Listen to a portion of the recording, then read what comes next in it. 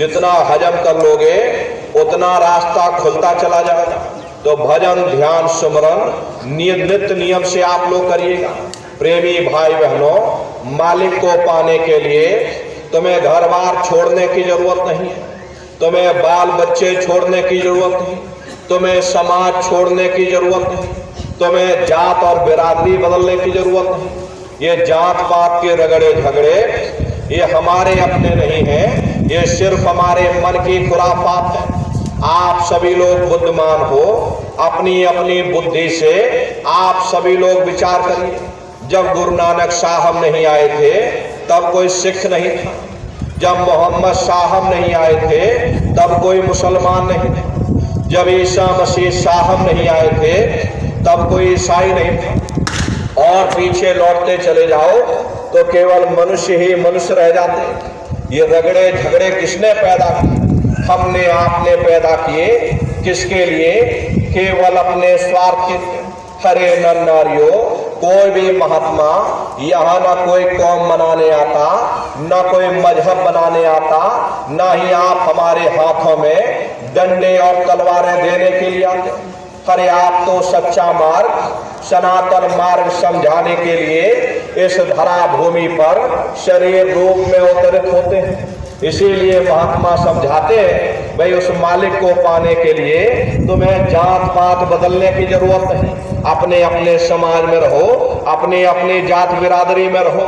जब तुम्हारी ये जीवात्मा इस मनुष्य रूपी चोले को छोड़ करके ऊपर धर्मराज की कचहरी में पहुंचेगी तो वहां न तुमसे ये पूछा जाएगा कि तुम किस जाति के हो, तुम किस कौम के हो, तुम किस मजहब के हो, तुम हिंदू हो या मुसलमान हो, तुम हिंदुस्तान से आए हो या तुम पाकिस्तान से आए हो। वहां तुम्हारे कर्म देखे जाएंगे, भक्ति भाव देखा जाएगा, मालिक से मिलने का प्रेम और प्यार देखा जाएगा। इसीलिए महात्मा प्रेम से समझाते हैं भाई जात पात के रगड़ों झगड़ों को तुम त्याग दो, तुम छोड़ दो।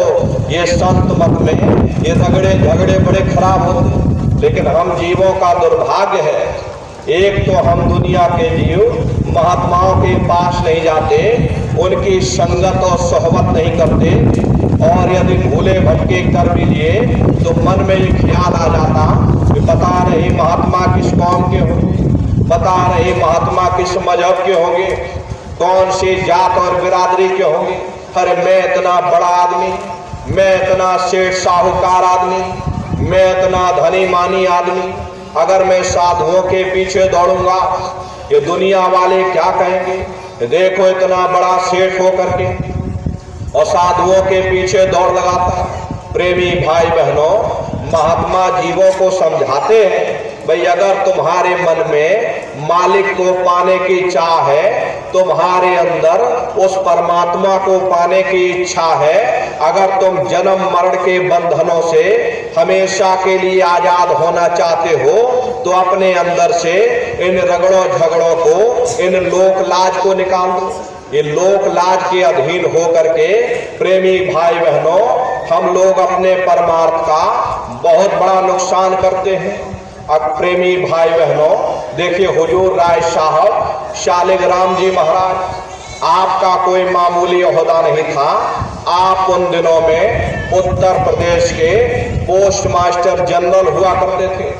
पोस्ट मास्टर जनरल का ओहदा अपने आप में बड़ा रुतबेदार ओहदा हुआ करता था, लेकिन आप अपने गुरु की सेवा में इस कदर से लीन थे कि आप आगरा में ही गुरु महाराज के घर से 2.5 किलोमीटर दूर यमुना नदी से पानी की गगरी भर करके अपने गुरु जी के स्नान के लिए लाया करते थे। जिस बाजार से आप हो करके गुजरते थे वो बाजार आपकी बिरादरी वालों का था। अब बिरादरी वालों ने ताने मारने शुरू कर दिए, इतना बड़ा अफसर हो करके इसकी मति को क्या हो गया, ये यहाँ पड़ा हुआ साधुओं के पीछे दौड़ लगाता। जब आपको इस बात का पता चला कि हमारे समाज के लोग हमारा विरोध कर रहे हैं तो उन्होंने अपने पैरों में घुंघरू और बांध दिए ताकि जिसको ना पता चला हो उसको भी पता चल जाए। इसको कहते हैं सच्चा प्रेम। हर जिसके हृदय में प्रेम का चिराग जल जाता, वे दुनिया के तानों बानों का, लोक लाज की परवाह नहीं करते। और प्रेम तो ऐसा होना चाहिए, माता को जस पुत्र प्यारा और कामी को कामिन जान, मछली को जस नीरधारा, चात्रिक को जस श्वास समान। ऐसा गुर प्यारा जब होगा तब कुछ ही आगे राह चला। जैसे माता को अपने पुत्र से प्रेम हो, चंद्रमा को चकोर से, हिरण को नाद से, मछली को नीर से और पतंगे को दीपक से। तुम दीपक में भई पतंगा, भस्म किया मन तुमरे संगा। तुम सूरज में किरनी आई और तुमसे निकसी तुम ही समाई। पतंगा ये नहीं देखता ये दीपक राजा के घर जल रहा या चंडाल के घर जल रहा। हरि उत्तम और चंडाल घर जहाँ दीपक उजियार और स्वामी मते पतंग के और सभी ज्योतिक सा। ऐसे ही प्रेमी भाई बहनों, जिनको मालिक से मिलने की ख्वाहिश है, वो ये नहीं देखते हैं कि गुरु की जाति का है, गुरु के धर्म की। पर जात न पूछो शास्त्र की, पूछ लीजिए ज्ञान। मोल करो तलवार की और पड़ी रह दो म्यान। इसलिए प्रेमी भाई बहनों, महात्मा प्रेम से जीवों को समझाने की कोशिश करते हैं। भाई अगर तुम मालिक को पाना चाहते हो तो जात पात के रगड़े झगड़े को अपने अंदर से निकाल दो, लोक लाज को अपने अंदर से निकाल दो। देखिए हुजूर राय साहब, प्रेमी भाई बहनों, राजा गोपीचंद की एक कहानी याद आती। राजा गोपीचंद जब अपना राजकाज छोड़ करके और गुरुजी के चरणों में गए, गुरुजी ने देखा ये राजा, इसके अंदर लोक लाज भरी होगी, चलो पहले इसका लोक लाज ही निकाला जाए। गुरुजी ने आदेश कर दिया, जाओ राजन, तुम अपने ही राज में भिक्षा मांग करके और लेकर के आओ।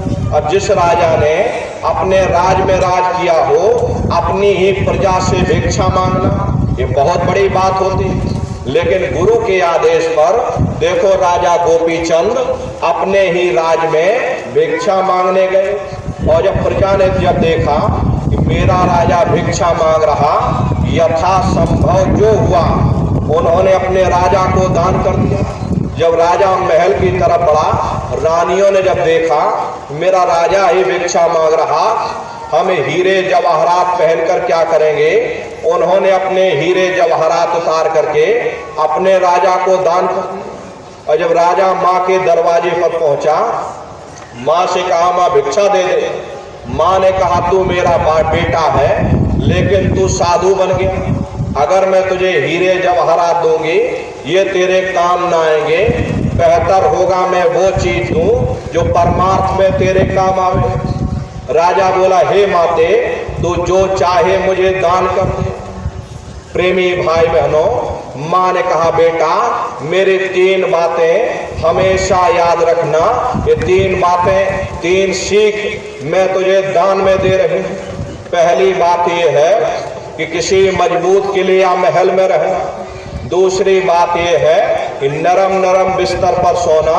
तीसरी बात यह है कि अच्छे अच्छे भोजन पकवान खाना। और राजा हैरान हो गया, बोले हे माते तू ये क्या कह रही, देख मुझे जंगलों में रहना है, मेरे पास मजबूत किला कहाँ, मुझे जंगलों में ही सोना है, मेरे पास नरम नरम बिस्तर कहाँ, मुझे जंगलों में रूखा सूखा मिलेगा, मेरे पास अच्छे भोजन पकवान कहाँ। ये तीनों बातें मेरे खिलाफ हैं। माँ ने कहा बेटा तू अभी समझा नहीं, देख तू राज छोड़ करके फकीर हुआ, तेरे पास हर तरह के लोग आएंगे, अमीर भी आएंगे गरीब भी आएंगे। कोई तुझसे धन दौलत मांगेगा, कोई तुझसे बेटा बेटी मांगेगा। अगर तू गुरु के चरणों में पड़ा रहेगा तो तू बचा रहेगा। और गुरु के चरण तेरे लिए मजबूत से मजबूत किला। दूसरी बात यह है रात को जागना, जाग जाग करके भजन करना। जब नींद तुझे ज्यादा सताए उस समय तू वहीं सो जाना, फिर चाहे नीचे रोड़े हो या चाहे नीचे पत्थर हो, उसमें वो नींद आएगी जो तुझे फूलों की सेज पर ना आई होगी। तीसरी बात यह है कि भूखे रहना, जितने भूखे रहोगे आलस कम आएगा, भजन ज्यादा बनेगा, जब भूख तुझे ज्यादा सताए, उस समय जो रूखा सूखा मिले उसे तू खा लेना, उसमें वो स्वाद आएगा जो तुझे 56 प्रकार के भोजन में न आया हो।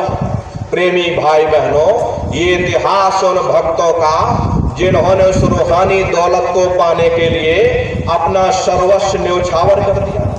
एक हमारा आपका इतिहास है। प्रेमी भाई बहनों, ऐसी दीवानी दुनिया भक्ति भाव नहीं बूझे, कोई आवे तो बेटा मांगे यही गुसाई दीजिए, और कोई आवे दुक्का मारा हम पर कृपा कीजिए, और कोई आवे तो दौलत मांगे भेंट रुपया लीजिए, कोई रचावे ब्याह सगाई सुनत गुसाई दीजिए, और सांचे का कोई ग्राहक नहीं झूठे जगत पतीजे, और कहे कबीर सुनो भाई साधो अंधों को क्या कीजिए। इस तरह हम लोग दरबार में आते, कोई बेटा बेटी मांगता, कोई धन दौलत मांगता।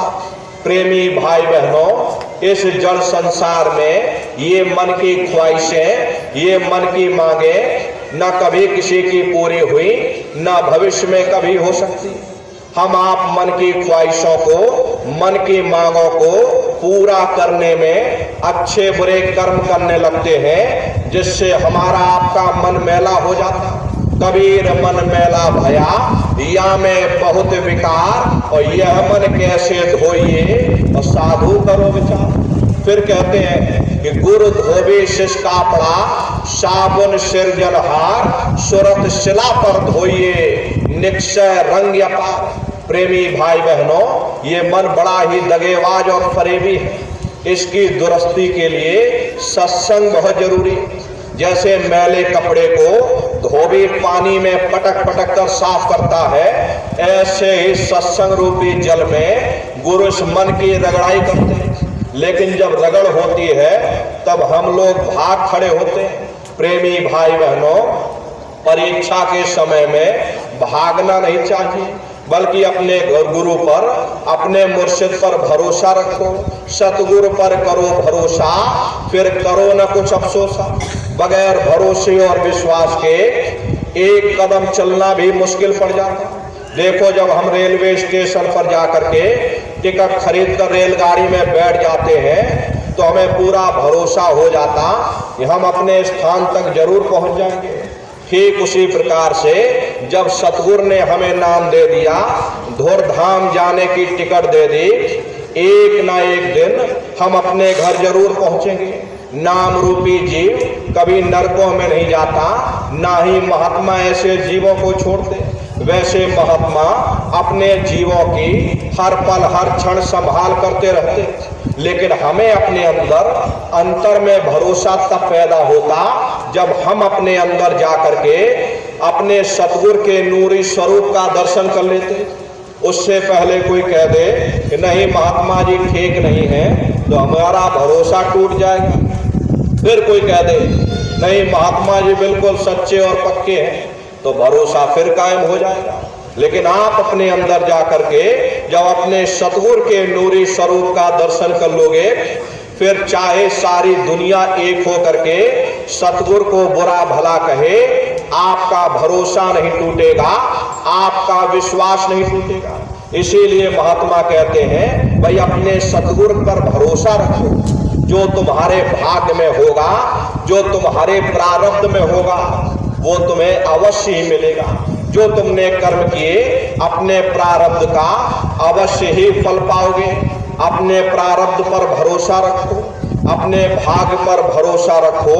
इन इच्छाओं और तृष्णाओं को थोड़ा कम करो। प्यारे बेटे को बाप से मांगने की जरूरत नहीं पड़ती। बाप खुद चाहता है कि अपने प्यारे बेटे को सब कुछ दे दिया जाए, लेकिन तुम प्यारा बेटा बनने की कोशिश करो। तुम प्यारे बेटे बन जाओगे, वो बाप देने को तैयार बैठा हुआ। रबिया बशरी मुसलमानों के अंदर बड़े मशहूर महात्मा हुआ करती। वे अपने कलाम में लिखती है कि हे परमात्मा, ये जो तूने दोजख या नरक बनाए, अगर मेरा वश चले मैं इनमें आग लगा दूं। हे परमात्मा, ये जो तूने स्वर्ग या बहिष्ठ बनाए, अगर मेरा वश चले मैं इनको समुद्र में डुबा दूं। ताकि ये दुनिया के लोग ना तो तेरे नरकों के भय से तेरी भक्ति करें और ना कोई स्वर्ग की आशा रखकर तेरी भक्ति करे। जो मालिक के प्यारे होते हैं वे केवल उस मालिक को पाने के लिए उस मालिक की भक्ति करते। दिल का हुजरा साफ कर जाना के आने के लिए, ध्यान गैरों का हटा उसको बिठाने के लिए। एक दिल लाखों तमन्ना उस पर भी ज्यादा हविष्य, फिर ठिकाना है कहाँ उसको बिठाने के लिए। प्रेमी भाई बहनों, हम सभी लोग यही चाहते हैं वो परमात्मा हमारे अंदर हमारे हृदय में आकर बैठ जाए, परंतु हम कभी ये नहीं सोचते कि उस परमात्मा को बैठाना कहाँ। जिस हृदय के अंदर हम उस मालिक को बैठाना चाहते हैं वह हृदय तो पहले से ही गैरों के मोह में, गैरों के प्यार में फंसा हुआ। ये गैर कौन है? जो कुछ हम अपनी इन जड़ आंखों से देख रहे सबके सब गैर हैं। इन सबको फना हो जाना, हम गैरों के मोह में फंस करके, गैरों के प्यार में फंस करके अपने मालिक को भूल बैठे, सच्चे घर को भूल बैठे, मंजिले मकसूद को भूल बैठे। प्रेमी भाई बहनों, महात्मा प्रेम से जीवों को समझाने की कोशिश करते।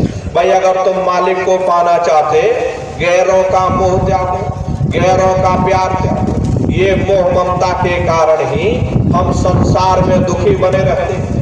अगर मोह ममता हमारे अंदर से निकल जाए, कोई भी जीव इस संसार में दुखी नहीं हो सकता। अपनी बुद्धि से स्वयं विचार करो। अगर अपना बच्चा बीमार हो जाए, हमें रात भर नींद नहीं आती, बाहर चाहे भूचाल आ जाए, भूकंप आ जाए, चाहे कितनों के बच्चे दबकर मर जाएं, मन में रत्ती भर फर्क नहीं पड़ता। अपनी औरत बीमार हो जाए, ये मन रात भर तड़पता। पड़ोसियों के चाहे कितने जनाजे निकल जाएं, मन में रत्ती भर फर्क नहीं पड़ता। कारण क्या है? कारण सिर्फ एक ही है, मन ने बीवी और बच्चे को अपना समझा, बाकी सबको बेगाना समझ लिया। जिसको आप अपना समझोगे वही तुम्हारे लिए दुख का कारण बन जाएगा। यहाँ ना कोई अपना है ना ही कोई पराया। एक स्टेज पर आकर के सभी कलाकार अपना अपना पाठ अदा करते हैं। ठीक उसी प्रकार से ये दुनिया भी बहुत बड़ी स्टेज है। कोई पति का पाठ अदा कर रहा, कोई पत्नी का, कोई बाल बच्चों का किरदार निभा रहे। पाठ अदा करते करते हमें भूल जाते हैं कि इनके साथ हमारा लेन देन का संबंध है, कर्मों का संबंध है। जहाँ लेन देन पूरा हुआ, जहाँ कर्म अदा हुए, हम अपने अपने रास्ते चल पड़ेंगे। इस बात को हम लोग भूल जाते हैं। बस अज्ञानतावश हम इनको अपना बनाने की कोशिश करते। ये हमारे अपने बनते नहीं, हमसे बिछुड़ जाते, हम लोगों को दुख और तकलीफ हो जाती है। इसीलिए महात्मा समझाते हैं, भाई मालिक को पाना चाहते हो तो काम, क्रोध, लोभ, मोह, अहंकार, ये 5 भूत हैं। इन भूतों को अपने अंदर से निकाल दो। काम, क्रोध, मद, लोभ, विचारो, शील, क्षमा, संतोष, दया। काम की जगह पर तुम शील से काम लो, लोभ की जगह पर संतोष से काम लो, मोह की जगह पर विवेक से काम लो, क्रोध की जगह पर दीनता से काम लो। प्रेमी भाई बहनों, आसुरी शक्तियों को अपने अंदर से निकाल दो और दैवी शक्ति को अपना लो। जब आप आसुरी शक्तियों को अपने अंदर से निकाल करके दैवी शक्तियों को अपना लोगे, निश्चय ही तुम्हारा मन शांत हो जाएगा। इसीलिए महात्मा प्रेम से जीवों को समझाने की कोशिश करते। भाई काम, क्रोध, लोभ, मोह, अहंकार, इन भूतों को त्यागो, अपनी इच्छाओं को थोड़ा समेट लो। इच्छाओं को समेट करके उस मालिक की भक्ति करो, क्योंकि उस परम पिता परमात्मा ने तुमको ये मानव तन इसी उद्देश्य के लिए दिया ताकि तुम जीते जी उस प्रभु को प्राप्त करो। वरना ये समय तुम्हारा निकलता चला जा रहा। समय रहते अपनी जीवात्मा के कल्याण के लिए वो दौलत कमा लो जो अंत समय में तुम्हारे काम आवे। भजन, ध्यान और सुमरन नित्य नियम से आप लोग करते रहिएगा। प्रेमी भाई बहनों, यही पूंजी, यही दौलत तुम्हारे काम आएगी। बाकी सब रगड़ा और झगड़ा ये सब तुम्हारा यही पड़ा रह जाए। सुई की एक नोक भी तुम्हारे साथ में जाने वाली नहीं। इसलिए वो दौलत कमाओ जो अंत समय में तुम्हारे काम आवे। भजन ध्यान सुमरन बराबर आप सभी लोग करते रहे। और जो आदेश, जो संदेश गुरु महाराज हम प्रेमी भाई बहनों को सौंप करके गए, शाकाहारी का प्रचार अपने अपने क्षेत्रों में बराबर आप लोग करते रहे। गुरु महाराज कह करके गए कि बच्चा शाकाहारी का प्रचार करते रहना, इसी से देश और दुनिया में भारी परिवर्तन होगा। प्रेमी भाई बहनों, परिवर्तन कोई कानून बनाने से नहीं होता, परिवर्तन कोई आंदोलन करने से नहीं होता, परिवर्तन कोई तोड़ फोड़ करने से नहीं होता। परिवर्तन तब होता है जब लोगों के विचार बदलते हैं, लोगों की भावनाएं बदलती हैं। विचार जब बदलेंगे, जब प्रेमी भाई बहनों आप शाकाहारी का प्रचार करोगे, क्योंकि खान पान का हमारे जीवन पर बहुत गहरा असर पड़ता है। देशी कहावत है, जैसा खाए अन्न वैसा होए मन।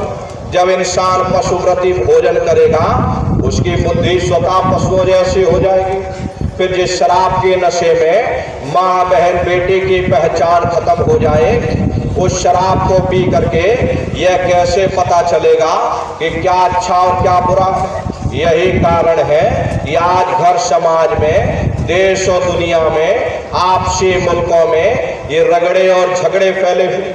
अरे हम लोग मंदिर बनवाते हैं, मस्जिद बनवाते हैं, उन मंदिरों में नहा धो करके जाते, कहते भाई परमात्मा के रहने की जगह है, हमको नहा धो करके जाना चाहिए, फूल अगरबत्ती ले जाना चाहिए। कोई उन मंदिरों में कूड़ा कचरा नहीं डालता। अगर कूड़ा कचरा डालोगे आपस में लाठियां चल जाएंगी। फिर ये जो हरि मंदिर है, ये पंच भौतिक शरीर जिसे महात्माओं ने हरि मंदिर कहा, इसमें तुम हाड़ मांस के लोथड़े डालोगे, शराब के कतरे डालोगे, अपने बनाए हुए ईंट गारे के मंदिर की कद्र करोगे, और परमात्मा के बनाए हुए इस हरि मंदिर को तुमने अगर जीते जी कब्रिस्तान बना दिया तो सख्त सजा आपको मिलेगी। क्योंकि महात्माओं ने लिखा है कि तिल भर मच्छी खाई के कोटि गौ दे दान, और काशी करवट जाम रे और निश्चय नरक निदान। यदि तिल भर भी मच्छी खा करके फिर चाहे कोटान कोट गौओं का दान करो, और काशी में जा करके मत्था रगड़ते रगड़ते अपनी जीवन लीला को वहीं पर समाप्त कर दो, फिर भी हमको हमारे गुनाहों की सजा मिलेगी, कोई बच नहीं सकता। क्योंकि कर्म भूमि है, यहाँ तुम जैसा कर्म करोगे वैसा ही फल तुमको मिलेगा। देखिए, इस कर्म भूमि पर कृष्ण भगवान तक नहीं बच पाए। उस समय बाली को छिप करके बाण मारा था, वही बाली कृष्ण अवतार में पहेलिया बन करके आ गया। कृष्ण भगवान के पैरों में पद्म चमकता था, हिरण की आंख समझ करके बहेलिये ने निशाना मार दिया, और जब पास में आकर के देखा कृष्ण भगवान थे, अफसोस करने लगे। लेकिन कृष्ण भगवान ने उसको समझाया, इसमें तुम्हारा कोई दोष नहीं, उस समय हमने तुमको मारा, आज तुमने हमको मार दिया, हमारा तुम्हारा बदला पूरा हो गया। कर्म प्रधान विश्व रच राखा, जो जस करे सो तस फल चाखा। ये कर्मों का ऐसा देश है, यहाँ जैसा आप कर्म करोगे वैसा ही आपको फल मिलेगा। अच्छा करोगे अच्छा नतीजा, बुरा करोगे बुरा नतीजा। प्रेमी भाई बहनों, ये कर्मों का ऐसा जटिल जंजाल है। काल भगवान ने कर्मों का ऐसा विधान बना दिया कि तुम चाहे जैसे कर्म करो वैसा ही तुमको फल मिल जाएगा। प्रेमी भाई बहनों, यदि बुरे कर्म लोहे की जंजीर है तो अच्छे कर्म सोने की बेड़ियां हैं। आध्यात्म यही कहता है कि जब तक ये जीवात्मा निष्कर्म नहीं हो जाएगी, उस परमात्मा को प्राप्त नहीं कर सकती। निष्कर्म कब होगी? जब आप शब्द की कमाई करोगे, क्योंकि शब्द कर्म की रेख कटावे, शब्द शब्द में जाय मिलावे।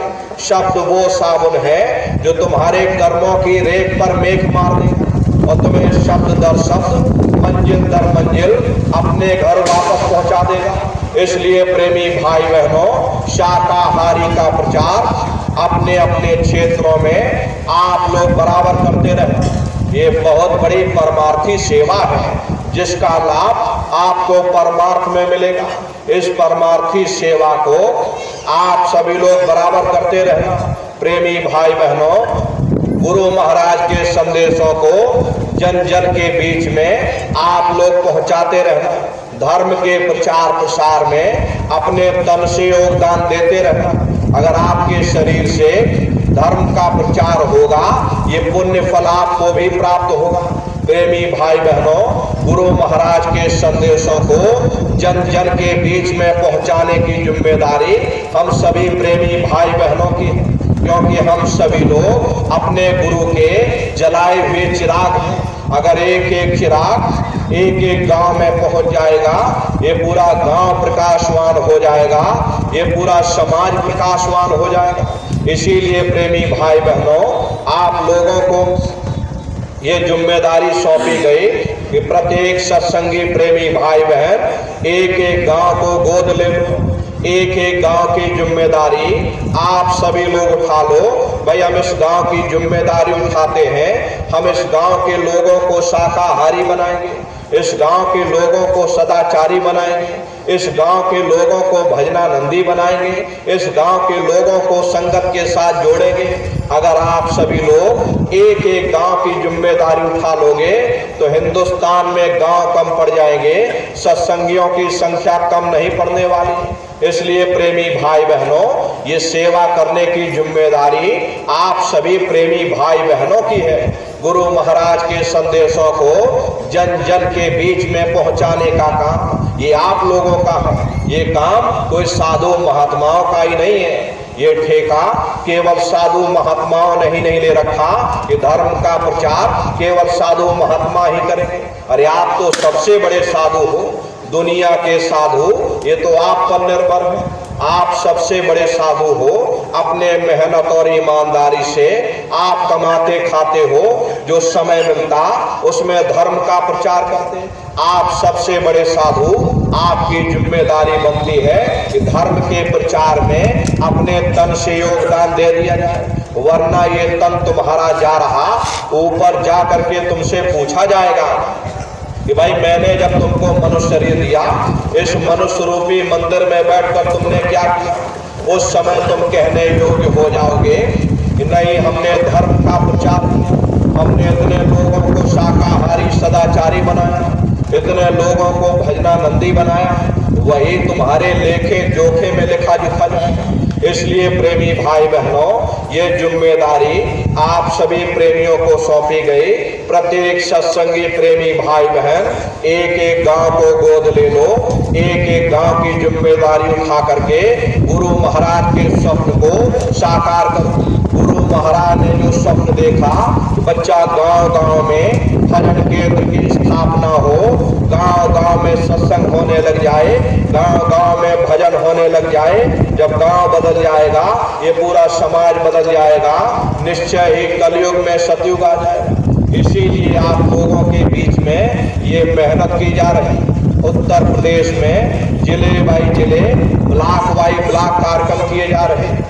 एक एक जिले में 20-20 ब्लॉक, 15-15 ब्लॉक, 22-22 ब्लॉक हैं। सभी ब्लॉकों में कार्यक्रम इतने किए जा रहे हैं। ये मेहनत इसीलिए की जा रही ताकि आप सभी लोग निचले स्तर से अपने संगठन को मजबूत करो, ब्लॉक स्तर पर अपने संगठन को मजबूत करो, ब्लॉक से भी नीचे जा करके न्याय पंचायत स्तर पर अपने संगठन को मजबूत करो, फिर गांव गांव गोद लेकर के गांव गांव में अपना संगठन मजबूत करो। प्रेमी भाई बहनों, धर्म के प्रचार के लिए ये मेहनत इसीलिए की जा रही है।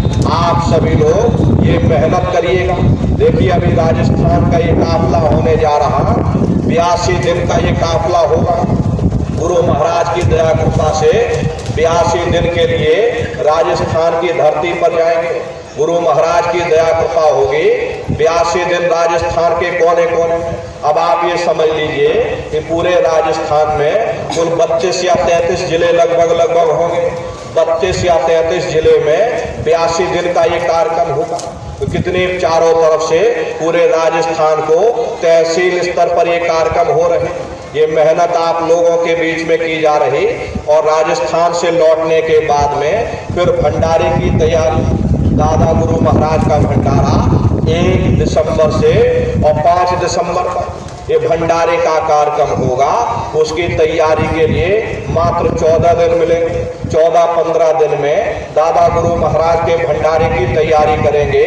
उसके बाद भंडारा के बाद और फिर काफिला निकलेगा फिर आपके महाराष्ट्र में, महाराष्ट्र के बाद फिर कर्नाटक में, कर्नाटक के बाद फिर गुजरात में, गुजरात के बाद फिर सौराष्ट्र में, इधर आपके द्वारका तक चले जाएंगे। और प्रेमी भाई बहनों फिर होली के अवसर पर फिर वापस लौटेंगे। होली का कार्यक्रम करने के बाद में फिर प्रेमी भाई बहनों अप्रैल के महीने में, क्योंकि अप्रैल के महीने में गेहूं की कटाई होती है, भूसे की खरीद फरोख्त होती है, उस समय हम वहीं पर रहते हैं क्योंकि उस समय भूसा खरीदा जाता। अपनी गौशाला में हजारों हजार गाय हैं। भूसे का प्रबंध अप्रैल के महीने में किया जाता है, इसलिए अप्रैल के महीने में वहीं पर रुक करके और भूसा लिया जाएगा। उसके बाद मई के महीने में फिर गुरु महाराज का भंडारा करने के बाद फिर जून के महीने में बिहार का दौरा और बिहार करने के बाद फिर गुरुपूर्णिमा के लिए वापस आएंगे और गुरुपूर्णिमा करने के बाद में फिर अगस्त में फिर काफिला निकलेगा। फिर ये आपके मध्य प्रदेश से छत्तीसगढ़, छत्तीसगढ़ से उड़ीसा, उड़ीसा से पश्चिम बंगाल, पश्चिम बंगाल से फिर झारखंड, झारखंड से होते हुए नेपाल होते हुए फिर दिसंबर के महीने में वापस आएंगे। 2 साल की पूरी रूपरेखा बन करके तैयार। ये मेहनत इसीलिए की जा रही ताकि आप सभी लोग भी उठ खड़े हो, आप सभी लोग भी चेत जाएं। आप भी अपने स्तर से मेहनत करो। धर्म के प्रचार में अगर हम सभी लोग मिल करके अपने गुरु के संदेशों को जन जन के बीच में पहुंचाएंगे, निश्चय ही गुरु महाराज का स्वप्न साकार होगा। घर घर में झंडा लहराएगा। जय गुरुदेव नाम का। महात्माओं की वचनवाणियां कभी व्यर्थ नहीं जाती। प्रेमी भाई बहनों, वक्त का इंतजार राम ने भी किया था, वक्त का इंतजार कृष्ण ने भी किया। अरे आप भी समय का इंतजार करो। एक एक वचनवाणी गुरु महाराज की सत्य साबित होगी। देखिए गुरु महाराज जो भी कह करके गए आप लोगों के बीच में आ रहा। गुरु महाराज ने कहा था बच्चा ऐसी ऐसी बीमारियां आएंगी, डॉक्टरों की बुद्धि काम नहीं करेगी। ये क्या है? ये तो कुछ भी नहीं, आगे वो समय आ रहा कोहराम मचेगा। इसलिए प्रेमी भाई बहनों आप लोग एक ही निशाना रखो, गुरु महाराज के संदेशों को जन जन के बीच में। जो समय आएगा जैसा आएगा, अगर हम लोग अपने गुरु पर भरोसा रखेंगे, मालिक के संदेशों को